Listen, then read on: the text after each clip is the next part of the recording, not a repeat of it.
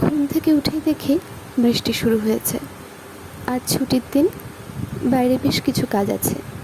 মনে হচ্ছে না সেগুলো আর হবে বলে অগত্যা ঘরের কাজে শুরু করলাম। এই সাদা জানালা দরজাগুলো রেগুলারলি মুছতে হয়, তা না হলে কালো স্পট চলে আসে। মাই করে রোজ, ছুটির দিনে একটু আমি করার চেষ্টা করি। এই টেবিল ক্লথগুলো কাঁচা ছিল, পাতা হচ্ছিল না, আজ পেতে ফেললাম। মা একা হাতে আর কত দিক করবে, বয়স হচ্ছে তো।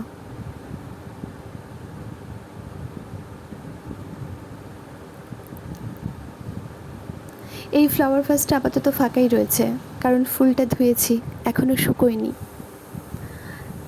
ছুটির দিনে বেডশিটগুলো চেঞ্জ করে ফেলি, যদিও সবটা আমি পারি না, বাকি ঘরগুলো মাই করে, এই ঘরটাই আমি করার চেষ্টা করি।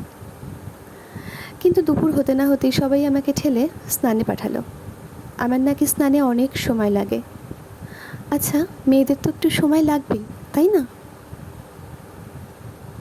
তবু আজ মনে হয় আমি বেশ তাড়াতাড়ি স্নান সেরেছি।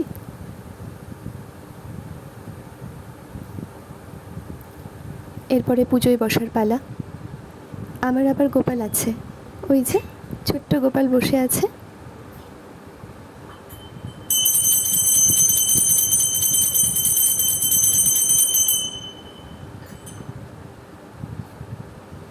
পুজো সেরে, খাওয়া সেরে সবে এই জানালাটায় এসে দাঁড়িয়েছি। পারলাম না, শুরু হয়েছে বৃষ্টি। বেশ কিছু জামা কাপড় কেচে দিয়েছিলাম, প্রায় শুকিয়ে গিয়েছিল, আবার সব ভিজল। তার সঙ্গে আমার শুকিয়ে যাওয়া চুলও। নাও, আবার চুল শুকানোর পালা।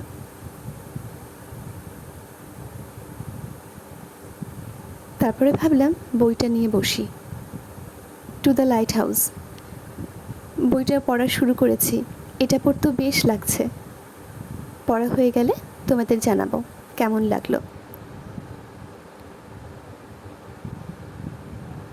আজ এটুকুই, দেখা হবে আবার নেক্সট ব্লগে। তোমরা ভালো থেকো, সুস্থ থেকো, আর আমার সঙ্গে থেকো। টাটা।